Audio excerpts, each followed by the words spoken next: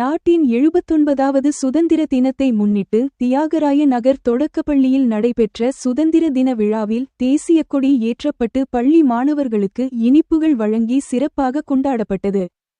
பள்ளி வளாகத்தில் நடைபெற்ற இந்த சுதந்திர தின விழாவில் மருத்துவர் சுப கணேசன் அவர்கள் சிறப்பு விருந்தினராக கலந்து கொண்டு மூவர்ண கொடியை ஏற்றி வைத்து பள்ளி மாணவர்களுக்கு இனிப்புகளை வழங்கினார்.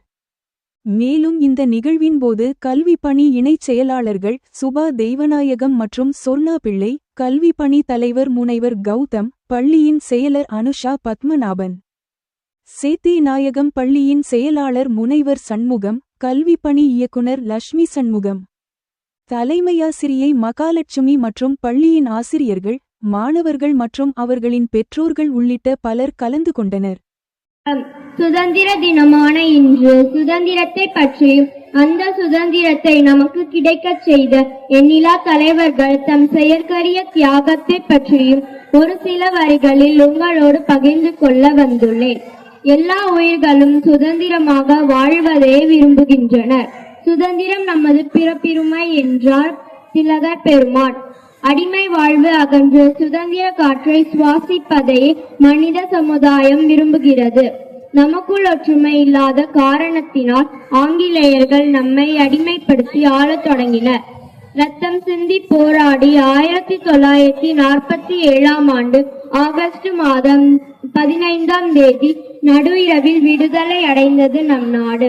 நம் நாட்டின் அடிமை விலங்கு நீங்க வருங்கால மக்களிடம் சுதந்திரமாக வாழ தங்களின் உடல் உயிர் உடைமைகளை இழந்து எண்ணற்றவர் செய்த தியாகத்தினை நினைத்து அவர்களுக்கு வணக்கம் செலுத்தும் நாள் சுதந்திர நாளாகும்.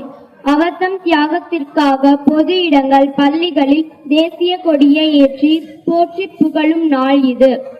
சுதந்திர தின விழாவில் நாளில் தேசிய ஒற்றுமைக்காகவும் இந்தியாவின் பாதுகாப்புக்காகவும் இந்தியாவின் வளர்ச்சிக்காகவும் நாம் எல்லோரும் உதவி செய்வோம் என சபதம் எடுத்துக் கொள்வதே தியாகிகளுக்கு நாம் செய்யும் நன்றி கடனாகும்.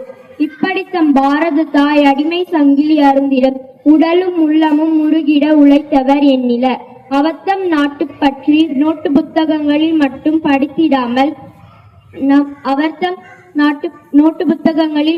படித்திடாமல் நம் நாடின் நரம்பெல்லாம் ஏற்றிட வைத்து அவர்தம் வழிபற்றி நாமும் நாட்டுக்காக நம்மாலானதை செய்வோம் என உறுதி கொள்வோமாக. வாழ்க பாரத நாடு, வளர்க அதன் புகழ். ஜெய் ஹிந்த்.